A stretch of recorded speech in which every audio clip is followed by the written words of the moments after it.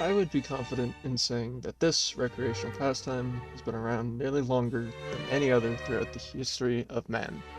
The practice of hunting has been around since the dawn of man, and will more than likely continue as one of the longest reigning practices of any species.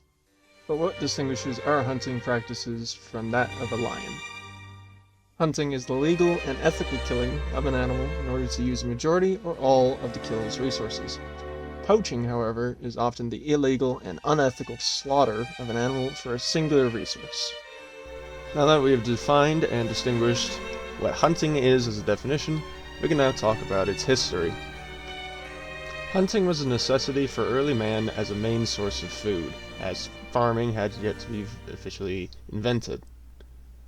And many people today still rely on hunting for their main caloric intake, such as the Inuits in the Arctic regions. Hunting as a recreational sport, however, is different from the need for survival. The earliest known and recorded groups of recreational hunters were that of the Assyrian kings in 2100 BC, with said kings hunting lions on the backs of chariots. Since then, people of power have taken up the hobby to display physical skill or prowess over their fellow hunters, in particular during the Middle Ages and with the Renaissance.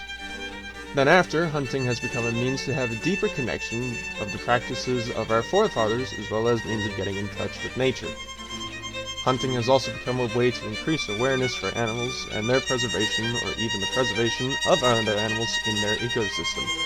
The Columbian hippo issue or our own local wild hog threats are great examples of this, as both threaten not only themselves but also their entire ecosystems and surrounding environments.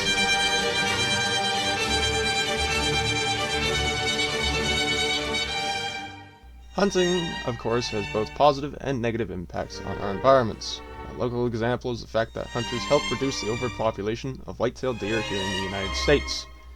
This reduction directly affects the ecosystem in immediate ways. There is a measurable reduction in overgrazing, an improvement in forest regeneration, as well as the preservation of our local watersheds. Historians and authors alike have agreed that hunting has direct ties to the ecology, sociology, and economics of the people environments that house hunters. The negatives are of course prevalent. Smaller horn sizes, earlier reproduction cycles, behavioral changes, and unintended ecosystem damage based on the food hierarchy are all recorded impacts that have been observed.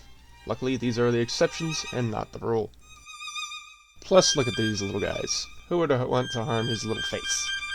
As is with most recreational sports and activities, there will always be those who are in opposition to it.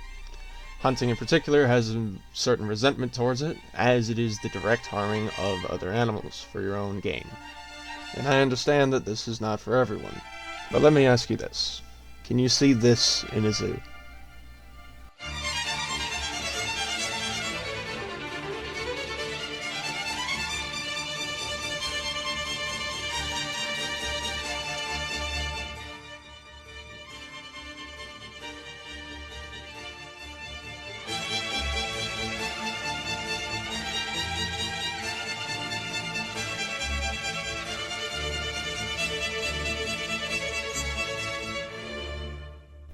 In my personal experience, hunting has always been a way to see firsthand how life works, the duality of life and death.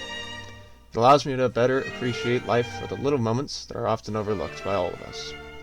Not to mention the way it makes you feel alive and without strings attached. Even an unsuccessful hunt has these effects from my point of view. I've even seen my fellow hunters intentionally sabotage their own hunt so that they can just live in this moment evermore. Regardless of whether or not you think that hunting is humane or a reasonable practice, consider this. We get to share a wonderful and impossible world with animals that would be hard to imagine, let alone create. Hunting allows us to directly connect with these animals on a deeper level than just staring at them from a distance. And because of our understanding of these creatures, we can make a better world for us all.